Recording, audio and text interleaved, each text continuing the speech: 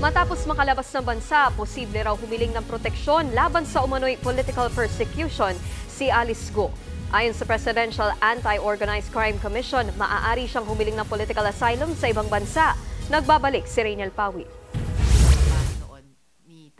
Mahigit isang buwan nang wala sa Pilipinas ang sinibak na alkaldeng si Alice Go. Yan ay base sa impormasyong nakalap ng Presidential Anti-Organized Crime Commission. Ayon sa PAOK, nagpunta siya sa iba't ibang bansa sa Southeast Asia. Matatanda ang nasa lookout bulletin ng Bureau of Immigration si Go. Pero naniniwala ang PAOK na nag-backload o gumamit ng private plane ang dating alkalde. Posible rin daw na humihiling na si Go ng political asylum sa ibang bansa. Ito ay karapatan ng isang dayuhan na mamuhay sa ibang bansa sa gitna ng political persecution. Dahil may pera ka, kaka-interest sila sa'yo, babayaran mo yung political asylum mo. Pero kung sa China, definitely hindi siya makakapunta. Mainit na rin daw si Go sa China dahil sa pagkakasangkot nito sa operasyon ng illegal na pogo. Una nang lumutang ang tangkang pagtawid ni Go sa tinatawag na Golden Triangle region. Ito ang mga bansang Myanmar, Laos, Cambodia at Thailand.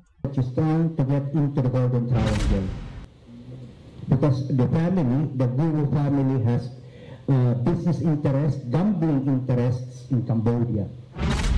Malabo naman daw na magpunta sa Amerika at Europa si Go dahil mayroong extradition treaty ang Pilipinas sa mga bansa roon. Ibig sabihin, madali siyang mahuhuli at maibabalik sa Pilipinas.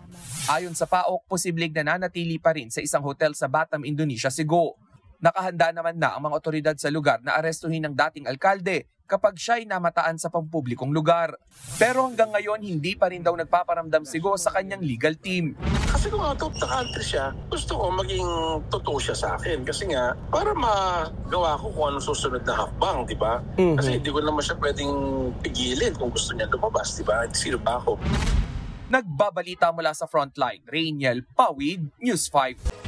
Mga kapatid, Nikki de Guzman po. Iba na ang may alam at may pakialam sa panahon ngayon. Para sa tuloy-tuloy na balitaan sa Frontline kahit weekend, mag-follow at mag-subscribe sa social media pages ng News 5.